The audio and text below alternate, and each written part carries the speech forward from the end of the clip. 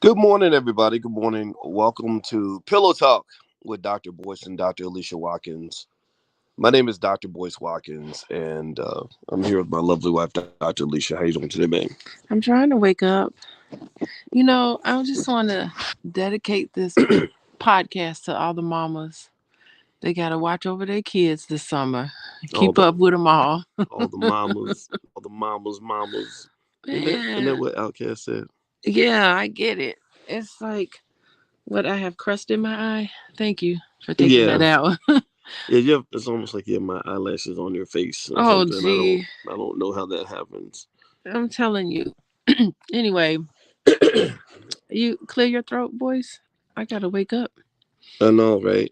Yeah, yeah. So this is our sleep voice, and in case you're new, welcome to Pillow Talk with Dr. Boyce and Dr. Alicia Watkins. This is where my therapist wife and I get together and we have fun, intelligent conversations about things that matter for our people, particularly areas of relationships. My wife is a licensed therapist and a full professor of social work, and you guys know my doctorate's in finance, and so we found so many overlaps in the whole love and money category that it's really utterly fascinating. Just the psychology of it.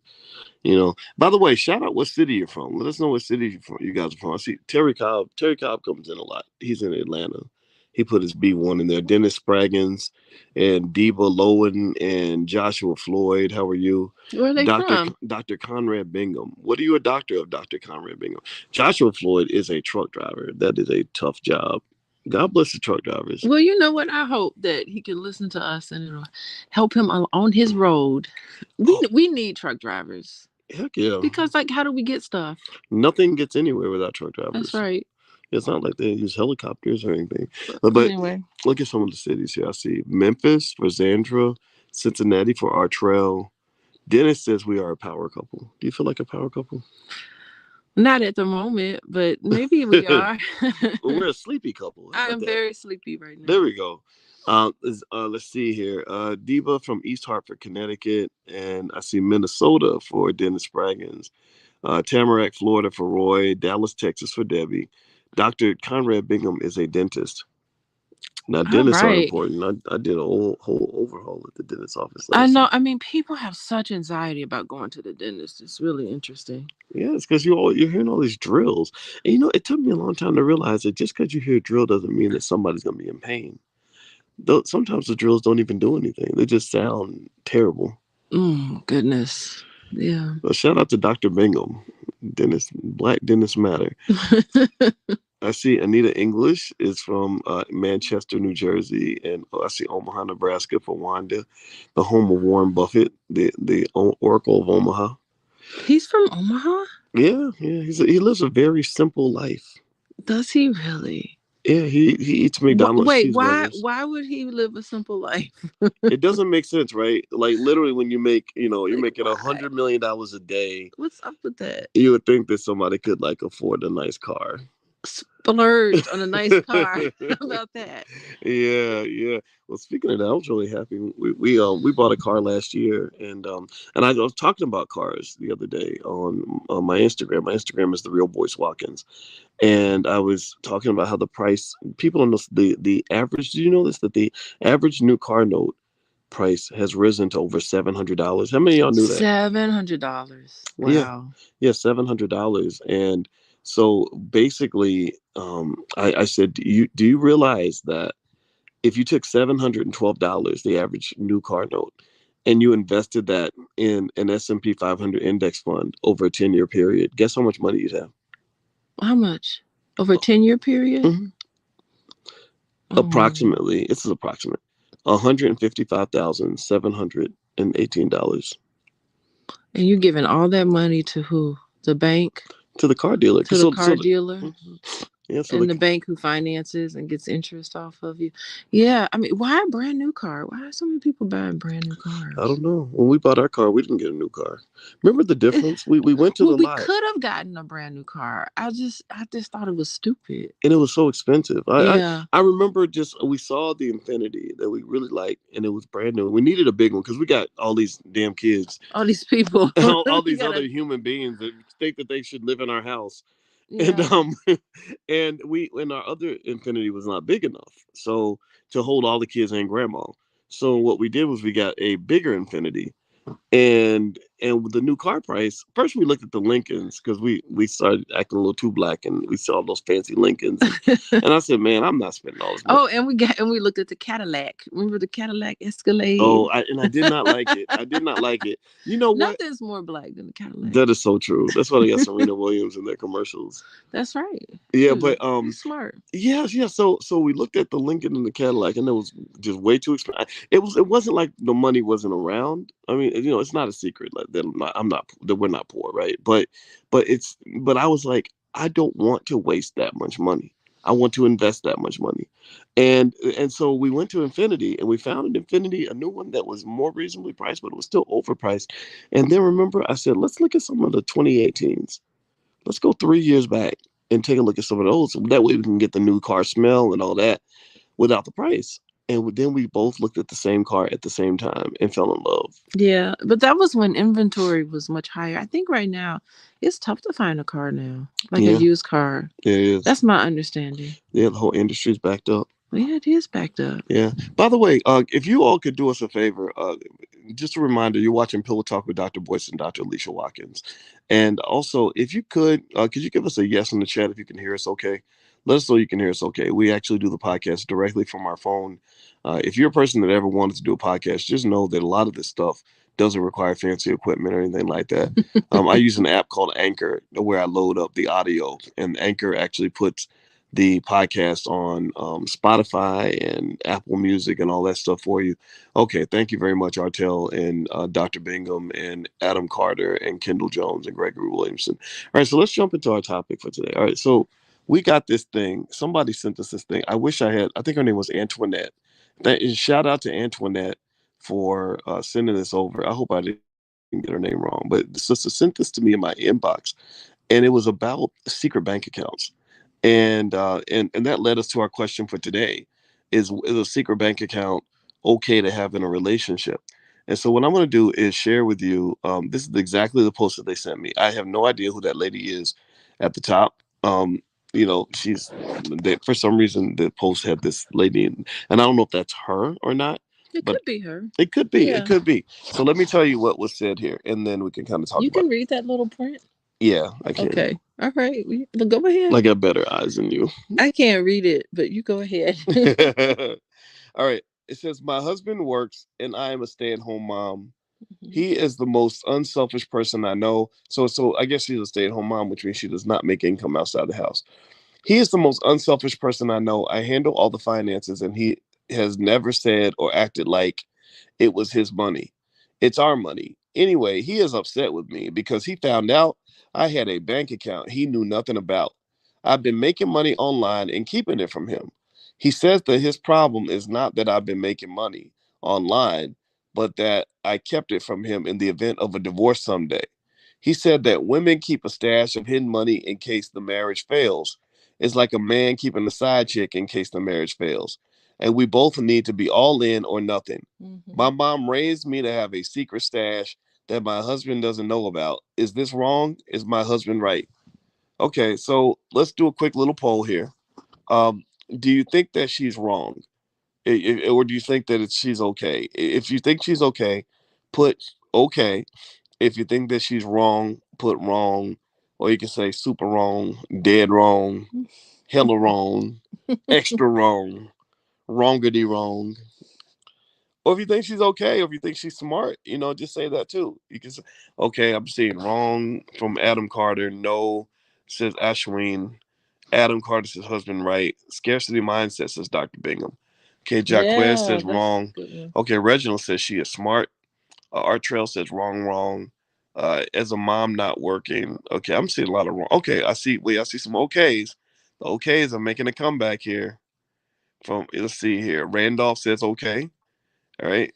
She's not wrong, but he found out, says Sandra. Oh, okay. So let me go to the beautiful black woman sitting next to me and ask her, who sees couples every single day. Um, what do you think? What would you say if a couple came in to your office with that particular issue? Well, first of all, I don't like to get into who's wrong and who's right. Okay. I don't like to judge because that takes judgment. So if she is a stay-at-home mom, maybe she feels vulnerable. What you gonna do if your husband runs off with the secretary while you at home raising the kids? It's like it leaves you in this vulnerable position, and so maybe she's coming from that perspective. And then for him, he's like, I trusted you. I'm bringing home all the bacon, giving all the bacon to you, trusting that you would handle everything in this house so that I can go out and make the money, and we're a team together. It doesn't feel like much of a team when you're sitting here just playing for yourself. And it sounds as if he probably didn't have an issue with her bringing home, with her having her own stash. It's just the idea that it's a stash that she was keeping from him. Like, it's a secret. I think the secret part is probably what bothers him. And for her, she's like, my mama taught me this. My mama taught me always have something secret because you never really know. And so it makes me wonder, what happened to that mother. Maybe that mother suffered something really awful in her history where she is just putting that on her kids, that it's gonna happen, it's inevitable, that this man, you can't trust no man, and they're gonna go out and do all these things, and so you've got to protect yourself. So I don't know, I try to help explain and learn about why people do the things that they do, why people hurt each other, and more so getting to the bottom of that so that they can know each other better. And then probably at the other side of this, everyone gets what they want. He gets a wife he can trust. She gets a husband who, because she already said, my husband's very generous. My husband's very kind, very nice. So it doesn't seem like he's done anything to really make her feel as if he'd be malicious in some way. So yeah, it's just having a conversation and understanding, instead of like being upset and mad. Interesting. I would definitely agree with you in that, it doesn't feel right. And it, and I think that where maybe we're a little different is like I might think about things from what I consider to be a practical standpoint. I think about what her mother must have gone through, right? And you Awful. and you and I've been talking a lot about the research you've been doing on financial trauma. You're getting that trauma certification, and trauma, is real. It really impacts you, and it can shape how you see things. And so when people talk about a scarcity mindset, typically the scarcity mindset comes, I would imagine, from some sort of trauma, like where you've been in a situation where things were scarce. You got So caught off guard too. It was yeah, a you got surprise. caught slipping, and you become a hoarder. You start to hoard, like the little poor kid who goes to the rich people's house and he's like putting food in his pocket. In the drawer. Yeah, he's Yeah, because hiding because food. yeah, because he's thinking that there won't be any food, and that typically comes from a real experience, Mm-hmm. and I think that if you look at what's interesting is that things are different now than they were 50 years ago, 40 years ago. As 40 they should be. right, 40 years ago you had divorces where the husband would, I knew a lady like this who was suicidal because her husband, she had quit school, she quit college because her husband was going to be a dentist, and he Wait, she's not just married to the guy in the chat. she's not married to the brother in the chat, Okay. but she was going to be a dentist, or he was going to be so Dr. Bingham, he's going to be a dentist just like you. And she just was so proud of being married to this dentist, and it allowed her to be a stay-at-home wife for over 20 some years. Well, just like almost like out of a textbook, he falls in love with his 23-year-old secretary Secretary. Mm-hmm. and runs off with the secretary, and the wife is stuck trying to maintain a lifestyle for her kids that she cannot afford. Her kids were in private school and they live in a nice neighborhood. He left her with nothing. And that, just, And they were married to each other? yeah, when I heard that story, What I was said, the that courts sounds doing pretty. back then? That's the thing. I don't know. Maybe it was Uh-huh. taking too long, or maybe she couldn't, maybe he hid his assets, or I don't know. Okay. But I don't think you can do that as easily now. Like, No. and that's the thing. And that affects both him and her. Yeah. If they get a divorce, he still has a right to have half of all that secret money. And if you go to court and lie about the secret money, oh, the judge will will whoop your ass. They do. So it's funny because you think that money is secret. You have these secret accounts, and if the marriage gets dissolved, first of all, it's there's a way to find that secret with so-called secret account, and you got to share that money. You Hmm. got to share that money out. So you think you putting money aside? That's just my money. You Hmm. can't be putting no money aside. That's our money. Where you putting our money? You know what? I think that if it's like you're hiding money, you can't hide it in a bank account. You got to hide it like a dope dealer. You got to have like a under your a under bunch your of pillow. cash under your pillow or buried in the backyard. You got to go Pablo Escobar with it. You can't just be like, "Oh, I've got an account over at Chase Bank," and they're never gonna With your find it. social security number Right? attached. Where my socials attached. Yeah. Oh, Like, what's up with the that? forensic accountants will never find this. Yeah. It's all the way over at Chase Bank. And I could tell like the husband may have been like kind of insulted. Like, Dad, you didn't think highly of me that I wouldn't mess you over if something happens. It's really Mm, strange. I mean, it really speaks to the fact that before you get married to someone, you really need to get their financial history. You really need to have a conversation mm, about their relationship with money. It's mm, mostly psychological. mm. That's so true. I think you can learn about a person's relationship with money by watching and not just talking. Because I believe that when you talk to people, they tell you who they want to believe that they are. But when you watch people's behavior, you get to see exactly who they actually are. Yeah, but I mean, that's an implicit understanding.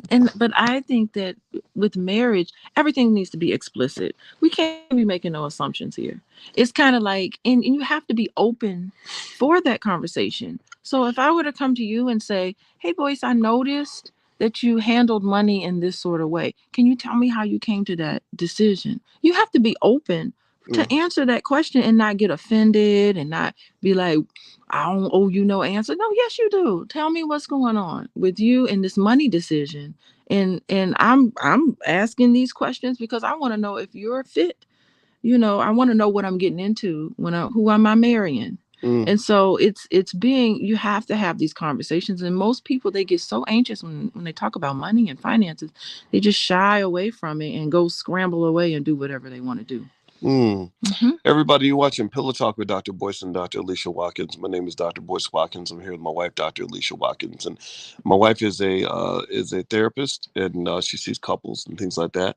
And also, if you want some free resources on how to sort of heal your relationships or to improve your money mindset, we love talking about this sort of thing and sharing information. So feel free to go to boyceandalicia.com.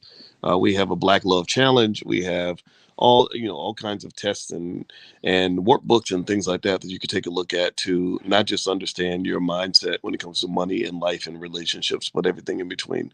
And so let me dig into this. So I think that there has to be room for different perspectives. What I ever since I was a kid, I was never really a big rule follower. You know that, right? I And like that. I mean, 'cause that's what makes you such a great entrepreneur. I was reading that book called Originals, uh-huh. and you fit the perfect original person. The Do I? originals who come up with these great ideas, very super creative, brilliant almost. And so, yeah, I wonder what is it like for you boys growing up being so unique? Well, no, I mean, I believe you. I believe you should make you make. I believe you should make your rules the way you make your food. When you Hmm. make the best meal, it's not like a happy meal. It's not a meal that's cooked by somebody else. I think it should be a meal that's cooked by you with your ingredients with the exact right balance that's really going to work for you, right? So I think that in a relationship, I would argue that communication does matter, but also you don't just communicate with me with your words, you communicate with me with your actions. I learn more about how you view money by watching you make financial decisions than I did from what you told me. Uh-huh. You told me things, sure. You told me what you wanted the rules to be and what, your preferences were. But I also just kind of knew, I was like, okay, my wife is frugal. When she doesn't buy anything for herself. She, she thinks we're poor, no matter how much money we have. I literally, I could be. I mean, I know how to make money. I'm a big time investor, and I think in your mind you always think that we're poor. I don't know if I think they were poor. Like, okay, so that's why we have to have these explicit conversations, because your interpretation of my behavior is different. Like, I grew up with everything just being enough. This is enough. We're content with what we have. So it was never like, go get money, gotta have money, money's so important, all of that. And I would have conversations with my dad about money, and he would say, like, it's just subtractions and additions. That's it. You just make money, you spend it, you have to, it's like an ebb and flow. So money was never anything really that was seen as a lack thereof when I was growing up, but it was never seen as money is so important that you attach your value and your worth to how much money you have. It was more so intellectual, because there were a lot of intellectuals in my family. And so we were more impressed with conversations, with what with how to engage with each other, than we were with spending a bunch of money, or just making sure we have a lot of money, or going out to eat all the time, living it up. Like, it was never like a live it up lifestyle. It was just more like, we're content with what we have. What else could you want? You're comfortable. You have a roof over your head. You have clothes on your back. Let that be enough. Let's now focus on other things. So it just wasn't such an emphasis. And then me and you start dating, and it's a whole different world. Well, Your world. well, also, well, part of it, I mean, it was a different world also because, there are opportunities financially and otherwise that appear, when you've been able to do something well, and so Yeah. I don't consider myself to be a person that attaches value to how much money I have or whatever. But I think as a man, I've always felt it is your responsibility as a man to make sure your family has what they need. If your kids are hungry and starving and your wife doesn't have what she wants, I do feel like that is something that as a man you want to do your best to address. Okay. Maybe there's only so much you can do, but if you're not trying, then that's a problem for me. And so I guess when it comes to money and everything else, I've always been open with sharing. I don't think that sharing's a bad thing. I would say that also I would imagine in basically in marriage, I'm guessing that it's a matter of like number one, I think you should invest in the marriage and do your best to not get divorced. But if you get divorced, uh, I personally wanted to be married to someone who wasn't going to try to take me to the cleaners financially. Like if that song. Remember that song, "Hit 'Em Up Style"? Ladies, if your man want to get buck wild, you know Oh what I'm talking Lord. about? Yeah. That song used to scare me. Wow. That song scared me. That's like basically that's almost like that's like a financial rape song. Oh Like if he gee. makes you upset, go take everything he's got, Ah. hurt So him as take much his as you gold can. card and go charge that thing up. Yeah, it's like it's. I mean, Wow. literally, it's like let's go financially violate him So the because fact that he hurt my feelings. yeah, so the fact that that scares you, has something like that happened to you No, in well, real life? it wasn't before that song came out, but I did. I mean, a long time ago, I did have a girlfriend who knew we were breaking up, and when I went to sleep, she took my credit card. Ah, see, that's why it But scares you you, know what? No. because it Well, the actually thing was, happened to no. you. Actually, remember the song scared me before the incident took place, and actually, the amount of money she took really wasn't like a crippling amount of money. It was like $250. Yeah, but depending on where you are financially, like if were you a graduate student? Yeah, but I had money. Yeah, but as a graduate student, $250 is like, what is Well, happening? for me, it wasn't because I had scholarships. Remember, I was a superstar student, so I had all these scholarships. So I had But that's money. that's not the point. The amount is not the point. The point of it is that you had that in your conscience, and you had that there, and then sure enough, here's somebody that just went and while you were sleeping, Well, yeah, and yeah, that's abusive. well, remember too. I mean, I saw. How many of y'all have ever seen like a divorce that got really messy, and somebody got just taken to the cleaners financially? I don't Ah, think, and I don't think that and I hear men so talk you about that. saw that? Yeah, a lot of men see it. Okay. A lot of what women see is what this lady's mother saw, which is where the woman gets abandoned financially and the man goes off and lives his life, and the mother's living in a one-bedroom apartment with three kids, trying to find a way to make it by. But what the men have seen is their friends. get just slaughtered economically and and emotionally drained, maybe have their reputations ruined because maybe they did something inappropriate or whatever, and they've been shamed because of it. And it scares me. It makes men say, oof. And I think these are real experiences. I don't think this is like Yeah. some distorted reality you've created because you're overly paranoid. It's like, no, I've really seen somebody get their ass whooped in court. And So it's not as if these things have you've experienced these things yourself, but it's almost like a vicarious experience. You're living yes, vicariously through someone else, and then you're carrying that with you. Yeah, yeah, it's you like watch the other slaves get beat on the plantation, and it makes you act different toward massa. yeah, and so you're carrying this fear along with you into these relationships, and it's almost like so this person trusted this lady, and he shouldn't have trusted her, and Well, so therefore you walking around thinking in the lens of is this lady going to take advantage of me financially or if this isn't, and so that's the type of well, energy it's you a put. healthy paranoia. I Healthy think I think a paranoia. healthy parent. Yeah, I think it's like, Healthy but yeah, paranoia. just like when women go out on dates Okay. and they tell their friends where they are just in case the man turns out to be a rapist. It's not like Mm-hmm. they expect the man to be a rapist.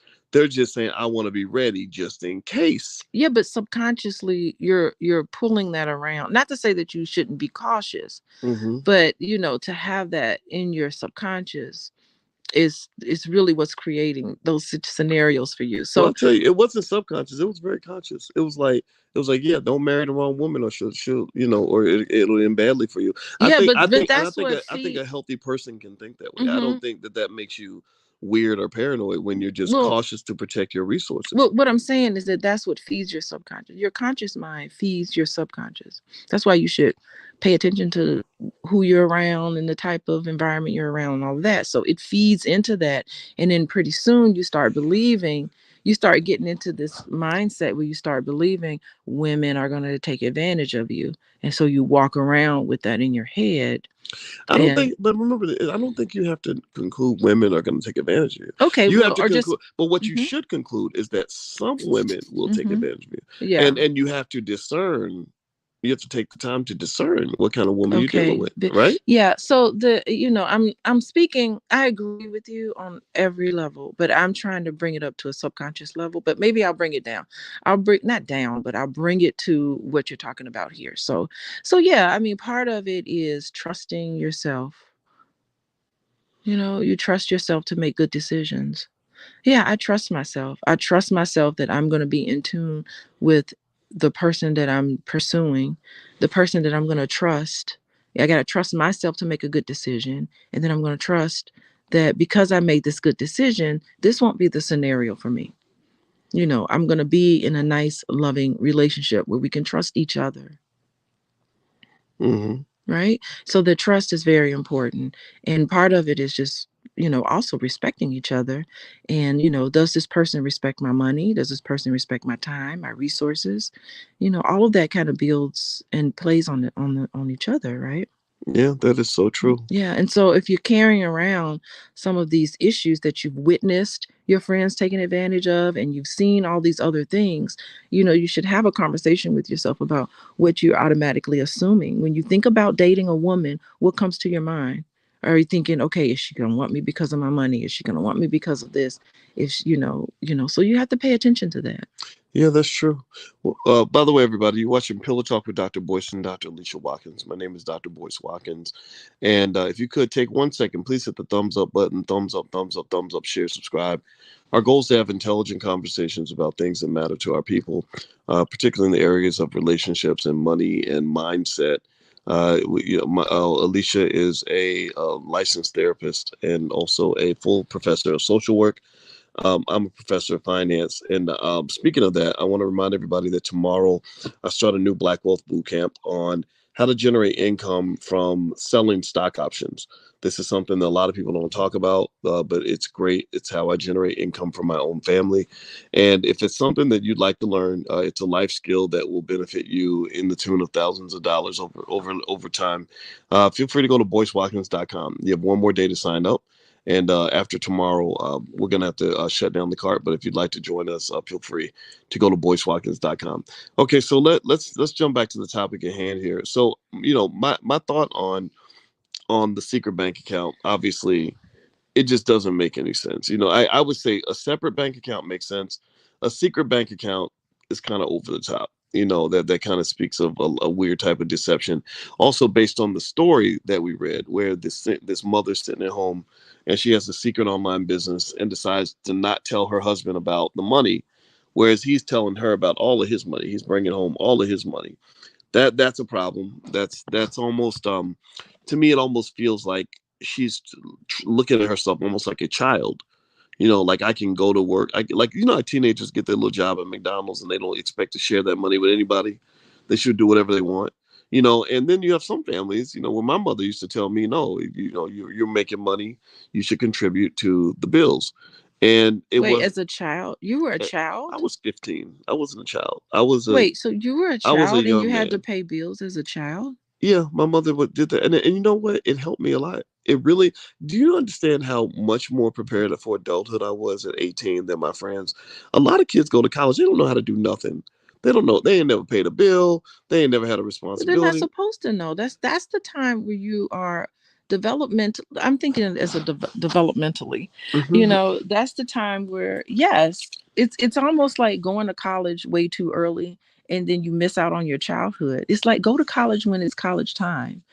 Be a child when it's time to be a child. And I know I heard that you took on parenting responsibilities early on too. And Hmm. so it just, part of me just wonders about you're taking on the paying the bills and you're taking on these parenting responsibilities as a child, and it's like who parented you, and were you able to have the space where you can actually be a child yourself? Yeah, well, And so it just that I concerns do me. agree that my parents believe deeply in accountability. And here's the deal: on one hand, it does take away, from your ability to just be an irresponsible kid. Like I have friends that would do things. My boys that I hung out with every weekend, they would get in trouble for something, and they wouldn't even get punished, or they get grounded for a day. My parents would ground me for 2 or 3 weeks, and Well, it what it was did sucked. the punishment fit the crime? That sounds Well, draconian. sometimes it did, sometimes it didn't. Sometimes they definitely went extra hard, and what the How did you feel when they went extra hard? I didn't like it, but let me just say this. Let me explain. Let me give their side of the story. My grandfather used to tell my mother, if you don't discipline your son, the police are gonna discipline your son, and he's gonna end up dead or in prison. Okay, so And discipline is one thing, but like hard punishment for something is different. yeah, You I mean, know?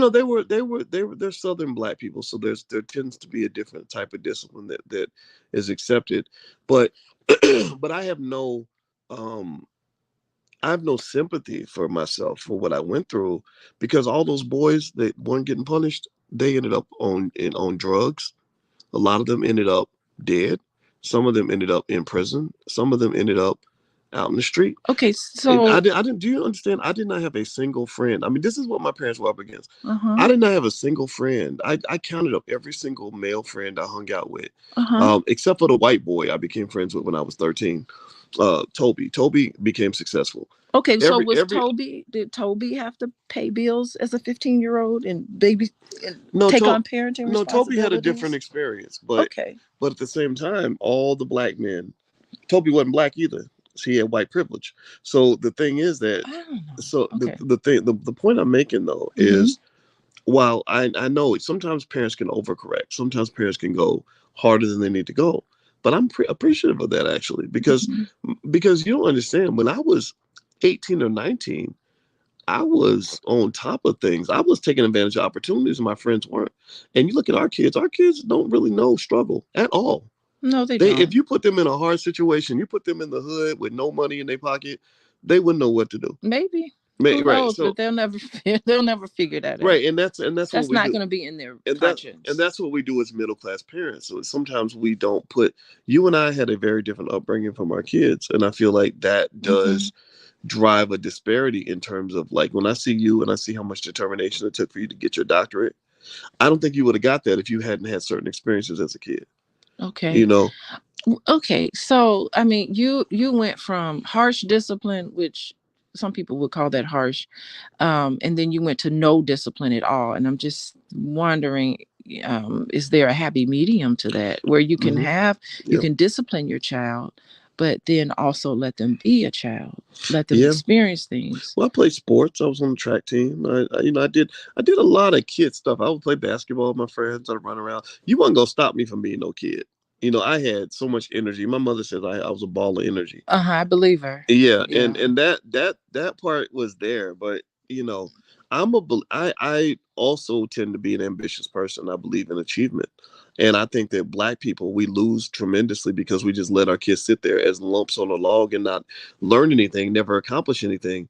And I do have a respect, like when I hear about some Asian family where they train their child to be an expert concerto at the age of 12, Yeah, or but their sometimes kid is going to Harvard at the age of I get 15. it. I Yeah. don't think that necessarily Mhm. traumatizes the kid. Maybe the kid grows up and they're appreciative. Thank you, Dad, for giving me a head Yeah. start on life. Well, it doesn't necessarily try. Well, the traumatized part, it just depends on how, um, how they experience that. But it just makes me wonder, when you put all this pressure on children to perform, it's like performance based esteem. Like you True. have to. It's like, if my child doesn't win first place, then then forget it. Mm. When just like when Tay Tay did her dance competition, I just wanted her to get up there and have a good time. I said, get up there and have fun. Do your thing. Just have fun. Just let go. Don't be nervous. Try not to be nervous. Just let go and dance your heart out. This is the last time you're going to be doing these dances. So dance your heart out. Like that was my thing. So why waste her time, practicing and doing all this if she feels like she's got to be first? And so I think when you just focus on having a good time, believe it or not, that's when you score the highest. When you're just out there enjoying yourself and having a good time and not even thinking about the outcome in that moment, you're just doing. You're just doing what you've been trained to do. To me, that's a great use of time. And she got to hang out with a lot of her friends on the dance team. And, that to me was a good use of my time. Although I'm Mhm. a tired mama. Boyce, I'm a Mhm. tired mama. Mhm. It's just, I think this is one of the first times I've just been home with two jobs, with three kids, and it's a lot juggling that. Well, you don't, well, and Anyway. I think that speaking to the tired mama thing, you're a tired mama partly because you have things that you want to do. You have nothing, almost nothing that you have to do. That's true. You like really, you have I'm people, putting this on myself. right, you have people at your job that wonder why you get up and go to work every day. They're like, you're married to Boyce, why would you have to work? And I'm sitting there thinking, yeah, she doesn't have to work, but I respect what you want to do. I respect the work that you do. I think that it's so, and to me, that's the idea, right? Like, I agree with you. So wait, If so you're wait. like, wait, hold on, Hmm. let me explain. Okay. So if you're like those kids on those crazy dance competitions on TV where their mothers are going ballistic and wanting to give their child, like, cosmetic surgery at the age of 5 so they can win a dance competition or a beauty pageant, that's obviously over the top. But I think there's nothing wrong with having goals. There's nothing wrong with having a purpose. There's nothing wrong with having ambition. And there's nothing wrong with really being hungry. Like, really saying, I want to win first place. Oh, okay, sure. If I don't win first place, the world ain't coming to an end. I'm just, Right. I'm just gonna have to I'm Right. gonna have to adjust. I'm not gonna jump off a building. But shit, I want that trophy up there. I think that's okay. Like, Yeah. I was always the kid who did want the trophy, and I don't Hmm. think, and that didn't traumatize me or anything. And it wasn't. Or maybe it was partially performance based esteem, because I know that at least for men, and I think women have their own version of this. For men, when you win, when you are a winner, the world does treat you different. You get opportunities, you get access, you get, like a man who walks in a room and he's a millionaire who's looking good and who's highly successful and powerful. He ain't gonna get treated like the guy who gave up on his life and sat around eating donuts and smoking weed all day. Hmm. That those two guys are gonna get a different kind of response from the world.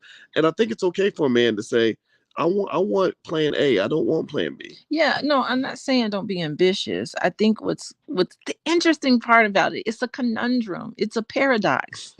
It really is a paradox, because how to get first place is focusing on enjoying yourself in the moment. Believe it or not, that's the best way to get first place. That's the best way to win, is to really feel like, okay, I am locked in. Like when you're doing the work that you do and you're just locked in that moment, you're not even thinking about first place. You're thinking about doing the best job you can do. And so the first place just follows you everywhere you go. But the thing is that you can't just always be so fixated on the first place. You really need to be fixated on being the best person you can be, the best version, the best dancer in this moment. I'm going to enjoy yourself, because I think when the enjoyment is zapped out of what you're doing, you're never going to win. And Well, even if you do win, it's not quite a win because you weren't enjoying yourself. Well, I definitely agree with that. No, Yeah. but one thing I will say though, is I remember Rick Pitino, who was the legendary coach, basketball coach at University of Kentucky, who was winning championships left and right. He was talking about a player named Richie Farmer that came to his office, and Richie said, "I'm transferring. I'm leaving the school." And he said, "Why?" He said, "Well, because I'm just not having fun anymore." Yeah. He said, "Basketball was fun for me, and I'm just not having fun anymore. It's just too hard, too much." And what Rick said to him was, he said, "Do you really think that winning championships at a high level is always going to be fun? Mm-hmm. Practice ain't going to be fun." He said, "Losing weight when you've been allowed to just eat whatever you want, your whole life, that ain't going to be fun. Mm-hmm. Me pushing you and forcing you to be better than you were before, that ain't going to be fun." So I think that when we use that word fun, I think it's important to also calibrate to say that fun is the dessert that is earned after you eat the meal of discipline. Mm-hmm. Discipline ain't always fun. It's not always fun, but you have to try to get like. So there are times where I had to write a paper and I was like, bothered, and I didn't want to write the paper. But the thing is that my mindset when I was writing that paper, it had an influence on, it was just like, I hate this class. You know what I mean? So if I hated the class, my whole disposition in that class changed. So I had to tell myself, okay, you know what is it that I'm trying to learn? What's the message that I'm trying to give out? Like, I have something that I need to say. It needs to be in written form. What's the message? And when I stopped thinking about the fact that that professor pissed me off, and I stopped thinking about, you know, I better get an A in this class. And I switched my mind to, I have got to put in the work so that I can get my message across. So I was thinking about, let me write the best paper. And so that's where the fun generated for me. Do you see what I mean? So it's different. It's different because if you're begrudgingly going along, you're not going to be a good basketball player, a good anything. Well, yeah, So I mean, it's just attitude is almost everything. like, right. Right, So right. that's the type of thing Yeah. that I'm referring to. Yeah, and I think You attitude. know. I mean, I think finding a way to enjoy what you're doing is definitely important. At the same time, I don't always enjoy every single thing I do to achieve the things I want to achieve. But I know that there is a sacrifice required before you can have the fun. Like last year, you and I, just we did fun stuff. We got a yacht for a week and went out into the ocean and did something, that I wouldn't have been able to afford to do as a kid. But that was because of the discipline and sacrifice that was required to get into that position. So I think that it's important. I get, my philosophy is like, when it comes to kids, I think it's important to help them understand everything ain't gonna be fun. You're gonna have a Mhm. lot of days where you're not really having fun that day. Well, the whole purpose of getting away from performance-based anxiety is that, not anxiety, but performance-based self-esteem, is that you only feel good about yourself. Only feel good about yourself when you win. And I think that's the problem when you're tying your self-worth toward this outcome, or you're tying your self-worth to how you look, Mm-hmm. or tying your self-worth with, who am I dating, or what am I doing, or I gotta make sure that I'm profile. So your self-worth is tied to these things outside of yourself. That's when you look at that person and you say, wow, this person is really miserable, because you're always going to win and you're always going to lose. Like, Well, it's well, just a well, I given, do agree with that, you right? And know. I think that when you talk about self worth, I would say that there's two types of worth. There's the worth you see yourself having, and then there's the worth that the world sees with you, how people respond to you. And they, because how they respond to you determines whether or not you'll get the things that you would like to have. So, like, if I'm a guy who says my self worth is the same whether I am fat or skinny, I can gain 500 pounds and I'm still as worthy as I am if I weigh 180. Sure, you are, absolutely. Internally, God loves all his children and you're still a valuable soul. But if you go out into the world and you're like, hey, I still am the sexy man that I was at 180 pounds, and women are looking at you differently, like, no, you're not. you know, then or I'm still as worthy when I'm smoking crack as I was when I was healthy and taking care of myself. You are internally, sure. Again, God loves all the children, but the world does look at you differently. So I think that there is an incentive. I think that we have to be careful when we say, performance, or I don't think you're saying this, but I don't think we want to get to the point where we let somebody believe that how you perform means nothing in your outcomes. Like it just has nothing to do with the things that Yeah. matter for you. That's just not true. Yeah, the thing, it Doing always, your best makes a difference in this world. yeah, it always feels good to win. I ain't gonna lie. Don't be ambitious. I'm not saying not to be ambitious. It always feels good to win. But the thing is that you can't ruin your entire day and ruminate and think about, oh my God, and just have like a horrible day because you don't. Because what's a giving? One thing that all of us have to know is that a given is that you will always lose and you will always win. And it Hmm. depends on, and that's why I love sports and I love competitions and stuff, because you really can see the measure of a person's self-worth based on what they do when they lose. Like Sha'Carri Richardson, like Ooh, you can tell how she feels about herself based on how she behaves when she loses. that's so Like true. you really see the character of a person. Oof, You have to learn Shikari. how to lose well. And then for some people, I like people who say there's never a lose. There's a win and then there's a learn. Like those are my favorite people who say that, because you don't Yeah. even see a lose as a real lose, like I'm a loser. No, you just there's an opportunity for you to learn. Now I do see that.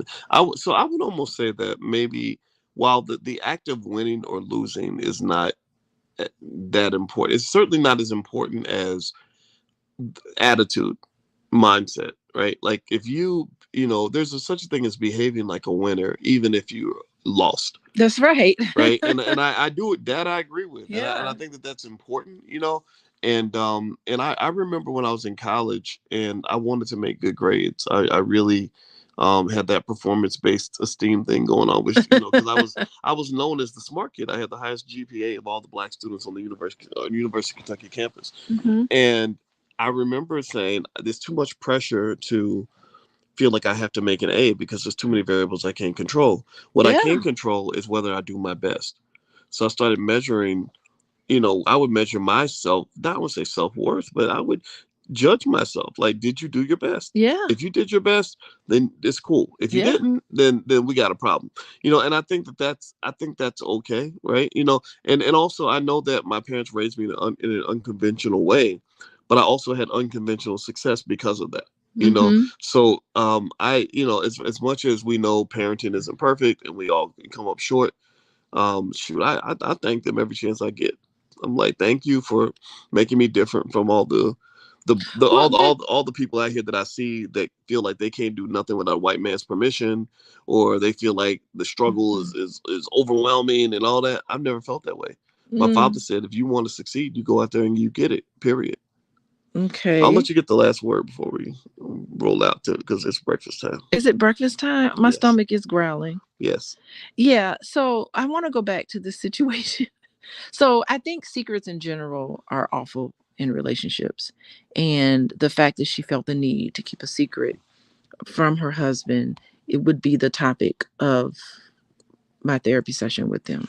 If they were in my office, I would try to get to what is it about the secrecy part that really motivated you to want to do this, to want to have it, because it doesn't seem like this husband would have an issue with her having a separate checking account or a separate account. Like, what is it about the secrecy that it just has to be something that you want to keep from your husband? And how do you expect, are these the expectations of the relationship, to have secrets and not be able to share with each other? So I would definitely have a conversation about that. What would you Mm. say for this? Um, yeah, I think she's wrong. If she's got a secret bank account and isn't telling her husband about it, that's not cool. That's not how marriage works. I think that maybe a conversation about a separate bank account Yeah. is okay. I think that's what you and I kind of agreed on: his, hers, and ours. And we have our joints, and we have our individual stuff going on, and I think that works. But there's no one size fits all approach.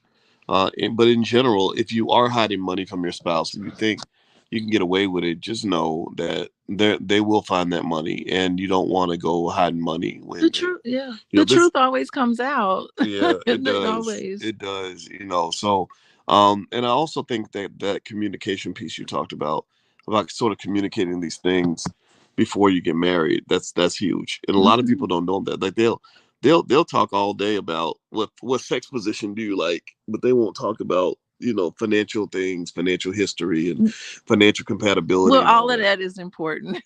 All You those got to things talk are about all of that. those things are important, but I mean, come on now, like the way somebody looks, that isn't going to necessarily make them a good Uh-huh. partner for life, a good business partner for life. And so, by the way, everybody, you're listening to Pillow Talk with Dr. Boyce and Dr. Alicia Watkins. Alicia's website, she sees clients all the time, and she's a licensed therapist. She's been doing it for a long time. And so, if you'd like to learn more about what she does, she has classes and groups and sessions, consultations, everything else. So, feel free to go to coachingwithdralicia.com, or you can look her up on Instagram at Coaching with Dr. Alicia. And also, my website is boycewatkins.com. So if you'd like to join my Black Wealth Bootcamp, which starts tomorrow, and we're going to focus on stock options. So if you'd like to learn how to sell stock options to generate income, then we get started tomorrow night, Thursday night at 8 p.m. We're going to meet 4 weeks, and it's really, really valuable stuff to understand. A lot of people don't know how to do this well. I do. That's what my PhD's in. So I'd love to teach you. So feel free to go to boycewatkins.com. Yeah, All right, and when you everybody. wait, and when Go you ahead. make money with stock options, don't hide it from your spouse. Yeah, right, right. When you make the stock option money, don't hide it from your spouse. And How we spending this money? yeah, and also send me a note to let me know how well you're doing financially. Because I know some of you all are making more money because you started investing, and I love hearing your stories. And feel free to leave suggested topics in the comments. We're always open. And thank you to Antoinette for suggesting this topic, and this got us back on our pillow talk game. So I know. I'm yeah. awake now and I'm hungry. Yeah, So let's go eat breakfast. All right, everybody, hit the thumbs up button, thumbs up, share, subscribe, everything else on your way out the door. Love you, and we will see you all soon. Take care. bye, everyone.